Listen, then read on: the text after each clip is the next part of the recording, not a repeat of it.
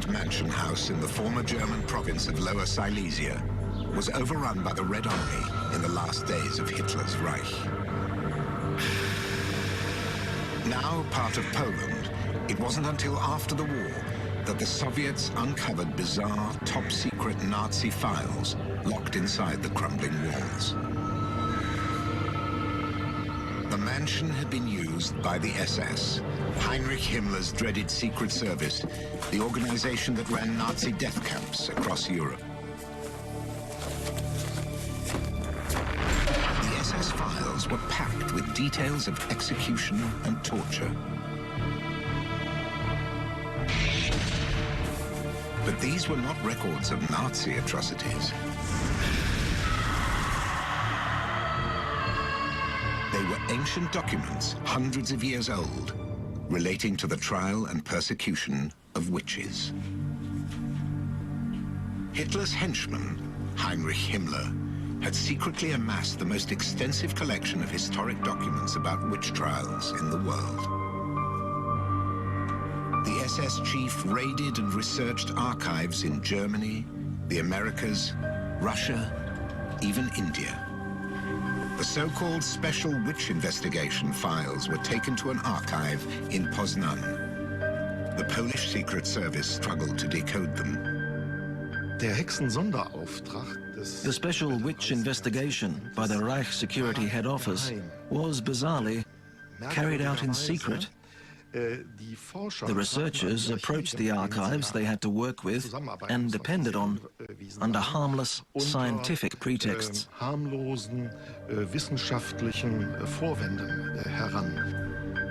Himmler had embarked on other historic research with a practical aim, to find proof of a superior Germanic culture in the past. Part of Himmler's worldview was rooted in certain ideas about the Aryan people, myths of the Aryan race going back centuries. He employed anthropologists, historians, geographers to find evidence for the preeminence of the Aryan race. Himmler's research wasn't purely academic. The SS chief was also inclined towards the occult. Mystical symbols, as well as traditional military insignia, were incorporated into the sinister black uniforms of his SS. The death's head symbol, which famously the SS wore on their caps, was actually quite an old German military symbol and was first worn by the Prussians in the early 19th century. And it was called the Totenkopf, and it was meant to have been worn as a mark of respect for a German duke who had died. But obviously, it took the Nazis to really give it its real sinister appearance. He was trying to build up something like an artificial SS cult. The reason for this was, in Himmler's view, to strengthen some kind of inner cohesion of the SS, to make it appear as an elite organization, to make it different from other Nazi organizations. As well as distinctive uniforms, pagan-like rituals were also tailor-made for SS troopers. Sun solstice ceremonies were marked with holy fires and solemn speeches. The winter solstice ritual was celebrated a few days before Christmas. The sun solstice ritual was a classic example of Nazi mumbo-jumbo. What people like Himmler were trying to do was replace Christianity within Germany with a new type of mysticism that was based on ancient sort of esoteric German legends and Nordic religions, and things about Odin and Thor and runes. Even the SS letters worn on the collar tabs of uniforms were designed as runic symbols. A similar Nordic-style symbol, dubbed the Black Sun, was also etched into the floor of Wewelsburg Castle. Once a home for Renaissance bishops, Wewelsburg became a kind of temple for a new faith, of an Aryan German master race. Witches, mystic rites and runes may be dismissed as a deluded fantasy, but Heinrich Himmler's Nazi mumbo-jumbo would serve a serious purpose: to wed legions of young, loyal German men to his SS cult of death. The SS chief was raised in a middle-class Catholic family.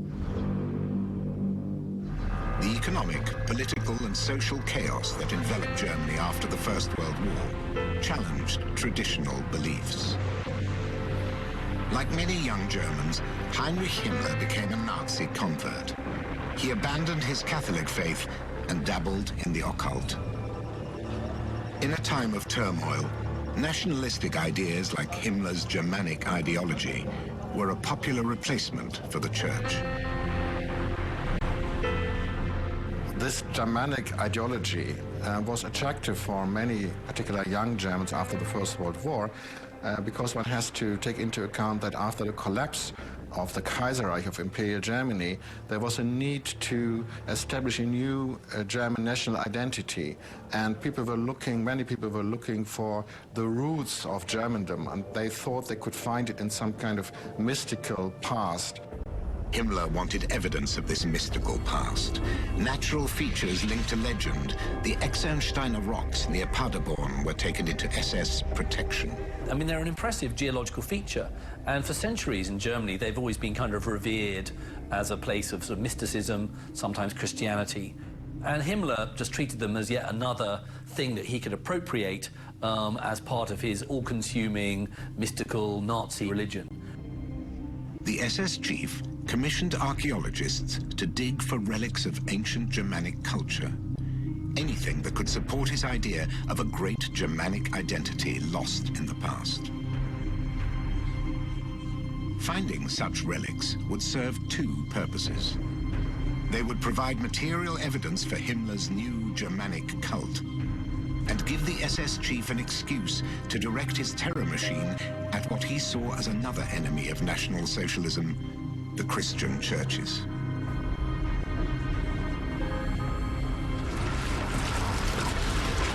Now, Himmler also believed that Christianity was a degenerate idea.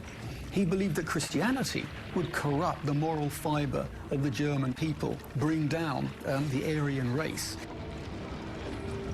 Himmler blamed Christian kings, especially Charlemagne, for destroying his ancient German culture, its holy places, and converting heathen Saxons to Christianity. The SS chief saw the Saxons as martyrs, and in 1935 erected thousands of stones to commemorate their apparent sacrifice. A different kind of fairy tale from the Brothers Grimm also provided the SS chief with another possible excuse to strike at Christianity. Es war niemand Geringeres als die Brüder Grimm. The Brothers Grimm, the founders of the German language research, had come up with an interesting theory that among the old Germanic tribes there had been wise women, priestesses, who were a positive counterweight to the men, the warriors. Apparently, the church then fought these wise women and basically declared them as witches. Und sie dann im Grunde als Hexen dann ausgegeben. It could explain the Reichsführer's top-secret witch research project. If he could demonstrate that Christianity had systematically persecuted Germanic priestesses, the keepers of a great national culture resurrected by the SS, the churches could be next on his hit list. The Christian faith was the enemy of Germanic culture and race. With Hitler's approval, the SS chief could strike back. But the Führer was not a fan of Himmler's virulent anti-church crusade or his research into a mystical past.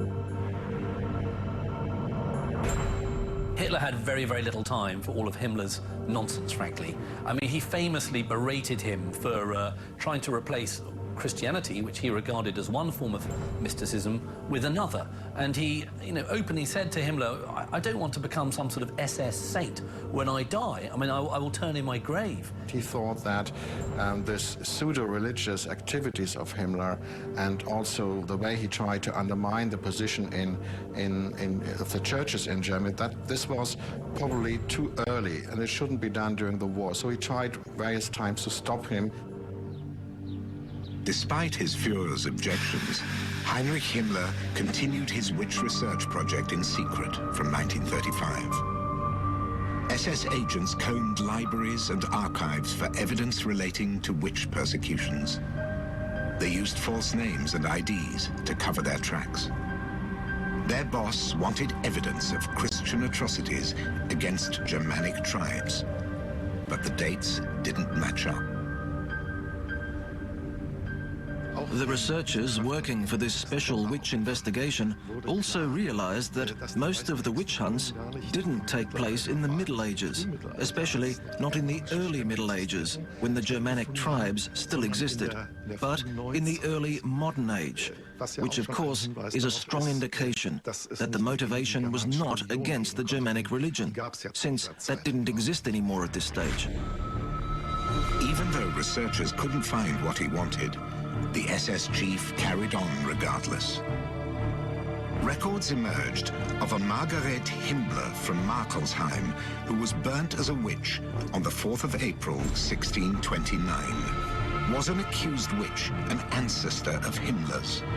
Nobody could tell, nor was it clear whether the SS chief ever believed it himself. What is clear is that his secret witch research project was pursued with typical diligence. By 1944, more than 30,000 card files had been meticulously catalogued. For those who have studied the man and his motives, Himmler was much more than a mere believer in mystic Germanic ideology.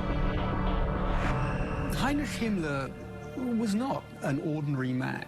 He was actually extremely clever. He was diligent, hardworking. He was a very fine organizer of institutions and men. He was very good at managing and indeed manipulating subordinates. Of course, he was driven by personal ambitions, and of course this Germanic and Völkisch ideology played a role. But I think first of all, he was a politician. It proved to be a highly dangerous, highly effective combination that propelled him to the top. In 1929, Himmler was a tiny cog in the Nazi party machine. The SS, or Schutzstaffel, was a small band only 1,000 strong. It served as a personal bodyguard for Hitler and other prominent party leaders. But the then 29-year-old had ambitious plans. His troop would become something special, the Nazi party's elite guard. "My honor is loyalty" was etched into the blades of their daggers.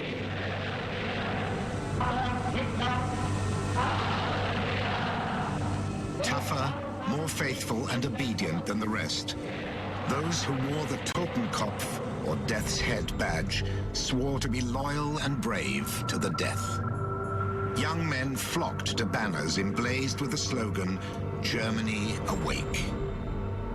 By 1931, Himmler's elite SS brand had attracted 10,000 members, many from the educated or upper classes, who saw themselves as superior to the brown shirts or SA. The psychological appeal of joining the SS and being part of it was the same appeal that young men have today when they want to try and join elite fighting forces such as the Navy SEALs, Delta Force, the British SAS. You're very much the creme de la creme, and it very much says that, you know, if you're a member of a unit like that, I mean, you've got what it takes. Following Hitler's rise to power in 1933, Himmler became Munich's chief of police, his SS a kind of auxiliary police force. One of his first actions was to erect the Dachau concentration camp. "Work will set you free," suggested the slogan on the Iron Gate, but there was no freedom under SS rule. Critics of the regime were locked up indefinitely without trial or jury. Heinrich Himmler's grandniece Katrin is the only descendant willing to talk publicly about him and his reign of terror. I think he had a certain leaning towards sadism, but I also think that what was much more pronounced in him was his conviction that all this had to be done, that he was fulfilling his duty, and that sometimes you have to be tough and take tough measures. And this is something he doesn't just practice on his opponents, but also on his own SS men. Himmler's rule of terror in Munich made an impact across the country.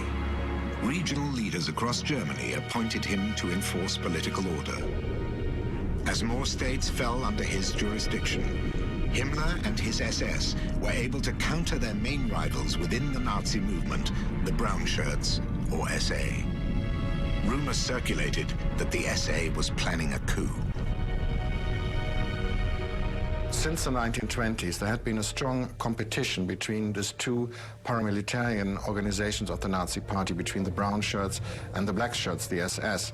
And Himmler had managed to put the SS in a position that it could serve as a kind of internal police of the Nazi leadership against the rebellious SA.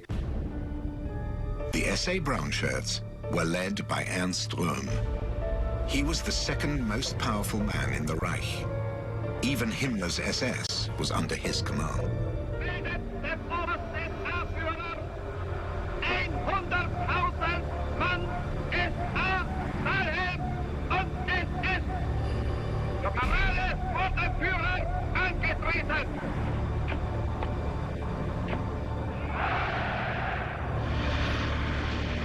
When Hitler came to power, it was Röhm who thought that Hitler wasn't going far enough.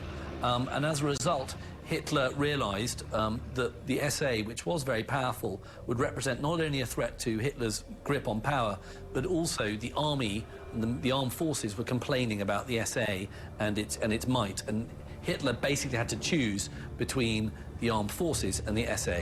And famously, of course, we get the Night of the Long Knives in 1934, in which Hitler basically eradicates the SA leadership.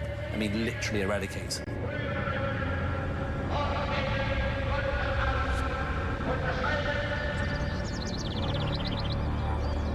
Himmler's SS was deployed with ruthless efficiency to eradicate their brown shirt rivals. As for the SA chief, Ernst Röhm, Hitler dealt with him personally. Röhm had no idea of the long knives that had been drawn against him.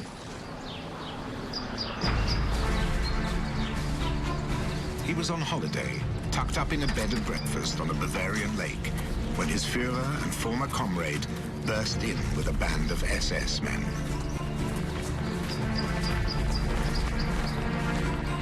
Arrested on the spot, the following day he was dead, shot by an SS general in a prison cell. SS chief Heinrich Himmler had eradicated a potential threat to Hitler's supreme command, and by doing so, had also eliminated his most powerful rival in the Nazi regime. After the SA leadership was murdered on Hitler's order, Himmler was in a dominant position. He actually had eliminated his most important opponents and rivals. The 1934 Nuremberg rally was staged that autumn. Just 1.5 years after Hitler's rise to power, Himmler had become one of the Nazi elite. His SS was now 200,000 strong. Hitler supported and rewarded his security chief. 2 years later, he would give Himmler command of the entire German police force. Seen here, striding beside Hitler in SS black, Himmler had quite literally become the Führer's right-hand man. The existence of the SS meant absolute security from Hitler's point of view. And that was a system which was not based on a concept of law and order. It was a terror system, and terror was even used against the German population. It's the unpredictable nature of this terror which made the SS so efficient from Hitler's point of view. So even people who were telling jokes or were some sort of troublemakers could suddenly find themselves under the terror of the SS. Himmler's agents, his eyes and ears, were everywhere. No one was safe. Even friends and Nazi Party comrades feared the SS chief, who had the ultimate power to pry into the private affairs of anyone in the Reich.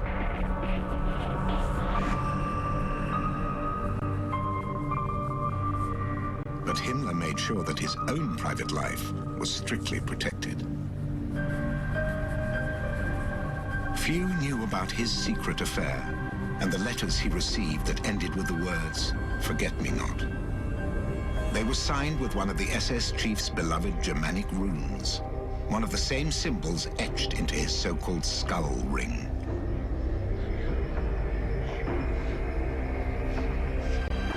Heinrich Himmler's attitude to women seems to have changed throughout his career.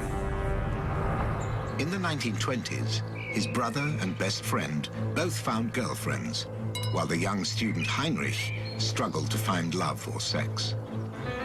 He painted himself as a lonesome mercenary, suggesting in his diary that he would rather go to battle than go to bed with a woman.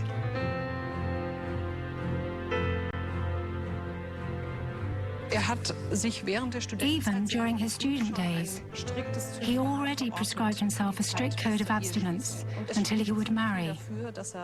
All indications suggest that until he met his wife, he had no sexual contact with women.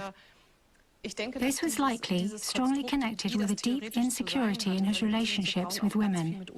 He just didn't know how to deal with them or how he should behave around them. He eventually overcame his sexual insecurities with a nurse, Margarete Boden. She was 7 years older. They married in 1928 and had a daughter, Gudrun. The man who would go on to order mass murder on an industrial scale was Heinrich, the doting father and family man. Heinrich always was the lovely, nice uncle who was interested in the children, what they were up to, who brought them presents. He was the lovely uncle. And he seems to have been like that with his daughter too. It seems that his daughter also loved him very much and was always really looking forward to seeing him. Marga's diaries show how much she longed to see her father and missed him. Work wasn't the only thing keeping Heinrich Himmler away from home. At the beginning of 1937, a merchant's daughter in her mid-20s was employed as his private secretary. Hedwig Potthast was soon managing more than his diary. Purely physically, she had a clear age advantage. She seems to have been very pretty.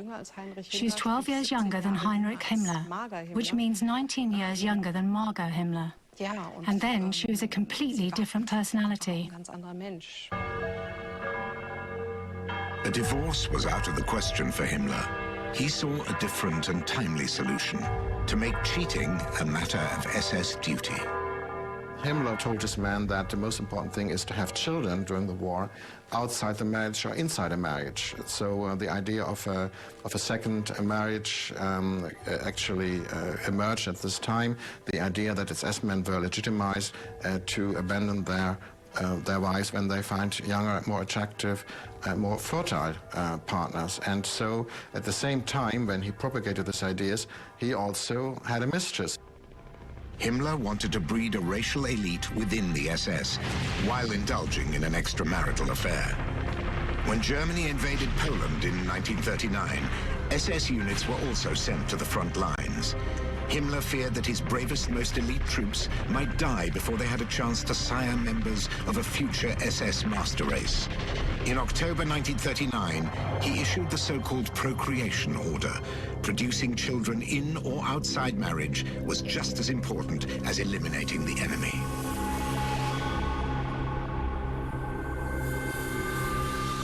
Himmler certainly saw the SS as being the cradle of a new master race. He's like a Bond villain in a way. I mean, he really does want to create a master race of people who will take over the world. And he wanted SS men who were racially pure, in inverted commas, who had to prove their lineage back to 1750. He wanted them to reproduce as much as possible. So he established things called Lebensborn, which are these homes in which SS men were encouraged to go and have sex with the women who lived there. But conservative German officers saw Himmler's policy as an attack on traditional family values. The SS chief had to back down in public, but within his ranks, the so-called procreation order remained valid.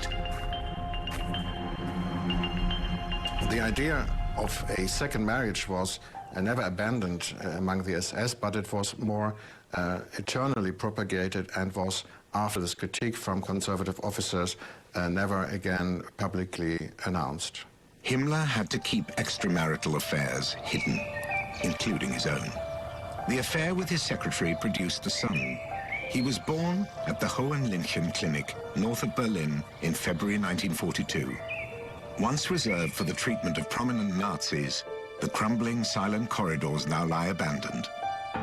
This is the only known photograph of the SS chief's illegitimate son. On the birth certificate, the name of the father was left blank.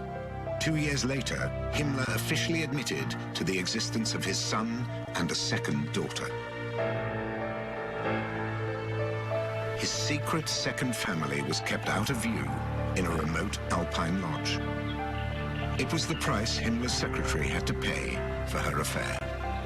Potthast's family was horrified. Not that she had Himmler's children, but that they were the product of an extramarital affair.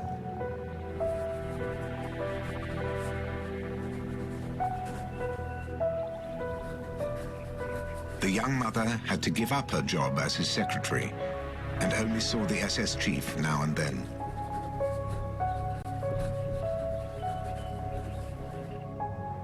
He was busy orchestrating mass murder, or what he saw as the elimination of the subhuman enemies of the German Reich. Her lover was hell-bent on establishing a new world order under the black banner of the SS. The Renaissance castle at Wewelsburg was its shrine. Himmler wanted to make Wewelsburg Castle, which he got on a 100-year lease, to be the kind of an operations center for his SS cult, if you like. And he adorned it with all kind of Nazi runes, black sun, floors. He had a kind of almost a table, very much like almost something out of Arthurian legend, where there'd be 12 chairs. Had Germany won the war, Himmler definitely wanted Wewelsburg to be expanded into a kind of SS training school, a place where they could receive sort of quasi-Nazi religious instruction. It was going to become almost kind of like the spiritual cradle of the Nazi myth machine. But there was nothing mythical about the murderous plans Himmler outlined to a meeting of senior SS officers he gathered at Wewelsburg in 1941, just before Germany invaded the Soviet Union. It was a landmark declaration of the kind of war Himmler expected his men to wage in the East. He spelled out in plain terms a vast task of mass murder, disguised as security, disguised as executing the enemies of the Reich. But everybody knew that ultimately what the men at that meeting at Wewelsburg were being asked to do was to conduct mass murder on an unprecedented scale. Himmler was planning to make Hitler's vision of a great Germanic Reich a reality. The empire would extend from the North Sea in the west to the Caspian Sea in the east. But there was no room for Jews, Bolsheviks, Gypsies, or other so-called undesirables in their greater German Reich. The march eastwards began on the 22nd of June, 1941. The regular German army, or Wehrmacht, invaded the Soviet Union. SS units followed to wage a war of extermination against Bolshevism and Judaism. Himmler had a very well-formed ideology. He believed that he was a warrior in a racial war, that it was his job to defend the Third Reich against its enemies, to destroy its enemies. And chief amongst those enemies was the Jewish people. Regular German army and Waffen-SS units battled the Red Army on the front lines.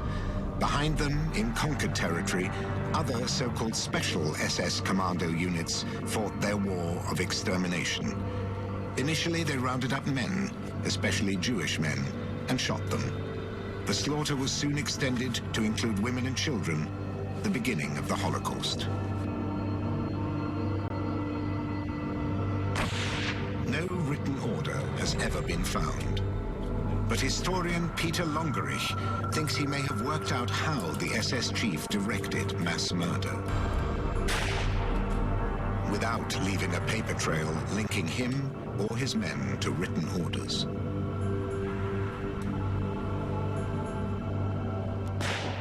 The SS killing units in the Soviet Union started first to kill men in military age, then all men, and then women and children. And in order to reconstruct how this order was passed on to the units, I think Himmler used a special system. He gave general signals, rather vague orders, and then he waited whether his men had the intuition to understand what he wanted them to do. And after that, he traveled to the places and actually made clear that they understood his orders in a correct way. Although no written orders have been found, the numbers of victims were meticulously recorded. A system of vague, indirect orders and personal visits to enforce them meant Himmler was protecting himself and his murderous SS units. Despite operating within a dictatorship enforced by terror, he was still acting illegally, in violation of German and international law. After Himmler's signals were passed down the chain of command and mass murder carried out, areas were declared free of Jews. He was actually on unknown territory. Nobody actually knew how it was like to kill several 100,000 people within a couple of months through executions. And he also knows that, that he was actually acting illegally. Historians like Peter Longerich believe a similar system of signals and vague orders was also used by Hitler to trigger the mass murders of the Holocaust. Again, no specific order has been found, but in a speech in 1943, Himmler seemed to infer that he was entitled to kill men and their children. I have decided to find a really clear solution here too. I didn't find I was entitled to exterminate the men and allow the Avengers in the form of children to grow into adults. Himmler claimed that he felt he was entitled to extend the killings to women and children in the Soviet Union. He didn't say that he got a direct order from Hitler. He said he was entitled. And I think that reflects the system Hitler used. Hitler gave general orders, general signals, and waited for one of his men to come forward with a radical solution.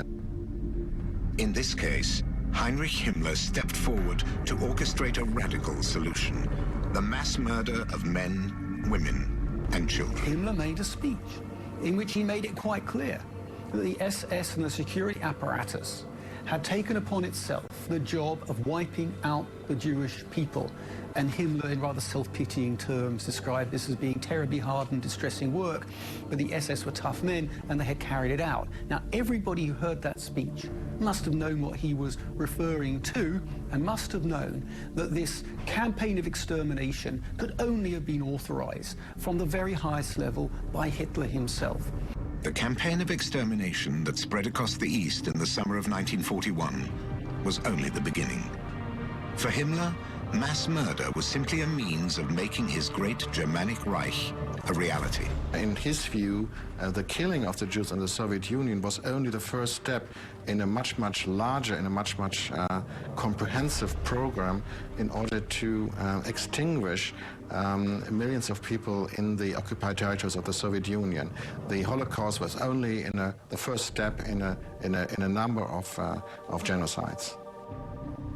At the end of 1941, Himmler was working on the so-called final solution of the Jewish question.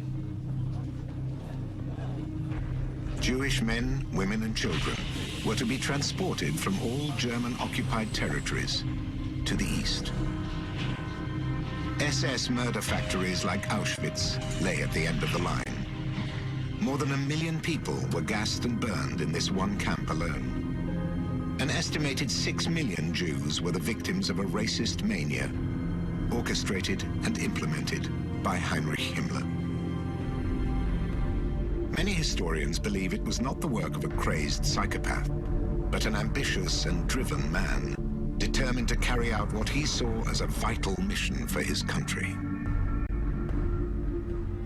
Heinrich Himmler was not a psychopath. He believed that he was a warrior in a racial war against the Jews and against Bolshevism.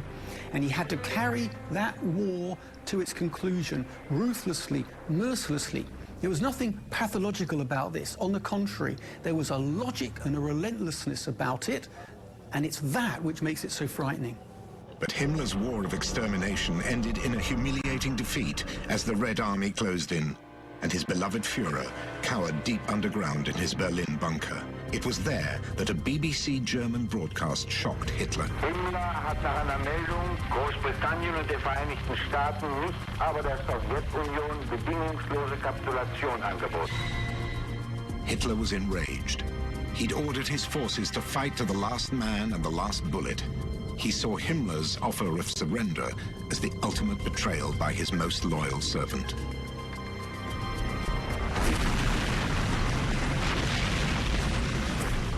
The Greater German Reich had been strangled. Allied troops had advanced from the west after the D-Day landing smashed through Hitler's Atlantic Wall in June 1944.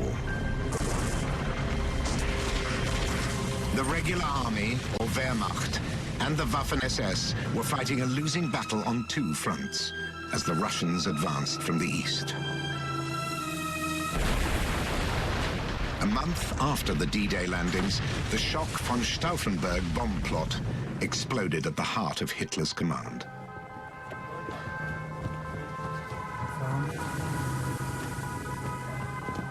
The Führer survived the assassination attempt, but Himmler, his security chief, had failed. His SS and Gestapo agents hadn't contained the conspiracy. Or had Himmler known more, even allowed the plot to unfold?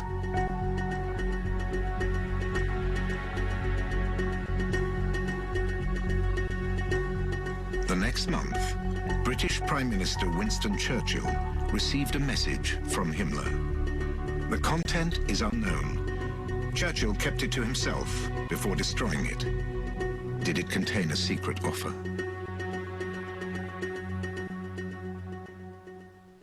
Back in Germany, Himmler played the part of the die-hard patriot. As his SS forces were destroyed on the front lines, he enlisted civilians, old men and children, to mount a last-ditch defense. Dass ein Einbruch in Deutschland, selbst wenn irgendwo gelänge, für den Angreifer Opfer kostet, die für ihn dem nationalen Selbstmord gleichkommen. Hitler had ordered Himmler to marshal what was left of Germany's smashed armies to hold the Eastern Front. But again, the Reichsführer SS failed. By March 1945, the Red Army was only 60 kilometers from Berlin. Himmler was stripped of his command in the east. The SS chief retreated to the same exclusive Nazi sanatorium where his illegitimate son was born. The man who cheated on his wife also cheated on his Führer. Himmler had a visitor, the vice president of the Swedish Red Cross, Count Volker Bernadotte. Through him, he hoped to contact the Allies behind Hitler's back. The SS chief offered to allow some concentration camp inmates to emigrate to Scandinavia in return. Himmler, the architect of the Holocaust, believed he could succeed Hitler and have the Western Allies join him in a new war against the Soviet Union. Himmler had always a very pragmatic and very utilitarian attitude, and he thought, I think, towards the end of the war, that he could use inmates of concentration camps in order to start some sort of negotiations with the Allies. And I think that he probably thought that he could find in a world after the defeat of Germany a new role for himself. Maybe something like a special commissioner for security in Europe, or something like this. This is, of course, completely absurd from our point of view, but one should not underestimate Himmler's ambition and Himmler's ability to change roles. Himmler kept his negotiations secret from Hitler. His Führer demanded a fight to the death, not surrender.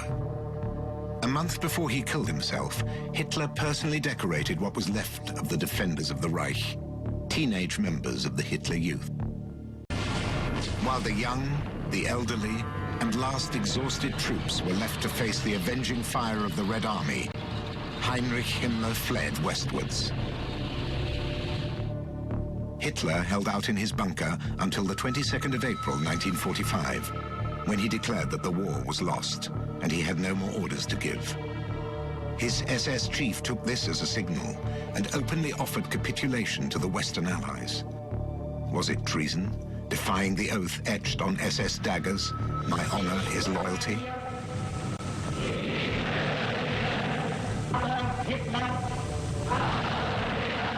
Himmler and all who wore the SS Death's Head badge had sworn to be loyal to Hitler to the death. As far as Hitler was concerned, his SS chief had broken this solemn oath. Before he killed himself, he decreed, "Before my death, I cast out the former Reichsführer SS and Minister of the Interior Heinrich Himmler from the Nazi Party and all offices of the state." Himmler stepped in when he thought his Führer had relinquished command.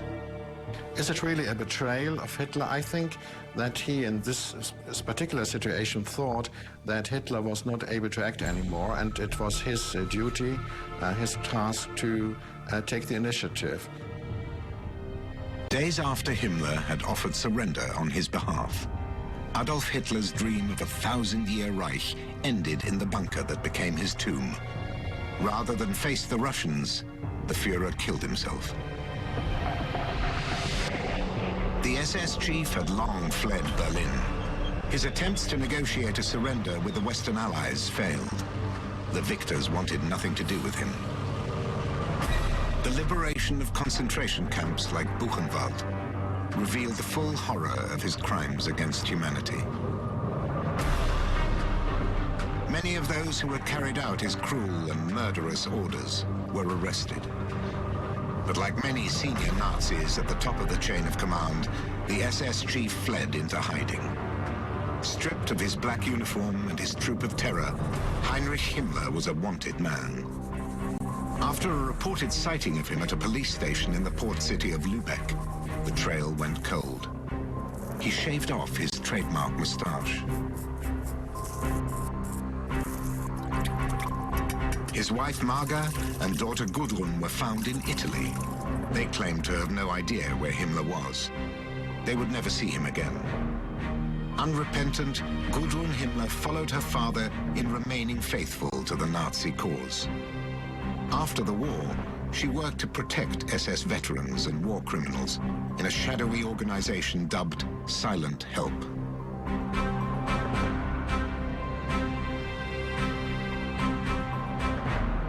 But in May 1945, there was no help for her fugitive father. He wore an eye patch in a desperate bid to disguise himself. He carried a cyanide capsule as a last resort. Himmler was eventually captured on the run in northern Germany by British troops who had no idea who he really was. He had various options. He could have committed a spectacular suicide. He could have led a battalion of the SS to a last attack. He could make a last statement transmitted by all German radio stations or something like that. But instead of that, he simply tried to prolong his life for a couple of days. He tried to disappear in the masses of German soldiers who tried to get home. Himmler was sent to a prisoner of war camp, unrecognized among captured troops. The man responsible for the murder and incarceration of millions was himself behind barbed wire. It wasn't long before his captors realized who he was. Heinrich Himmler was taken to a villa in Lüneburg for questioning. During a medical examination that threatened to reveal the cyanide capsule hidden in his mouth, he bit down, releasing the poison that killed him. It was a very different outcome to the one that he had promised his SS men, that he would take full responsibility for their actions. His attitude to commit suicide in the very last moment after unsuccessfully trying to hide somewhere was particularly disappointing for the SS officers, because it was in clear contrast to the principles, to the virtues he had preached to them over 20 years. Like his greater German Reich, the once fearsome, all-powerful SS chief was dead and buried in an unmarked grave in a forest somewhere in northern Germany.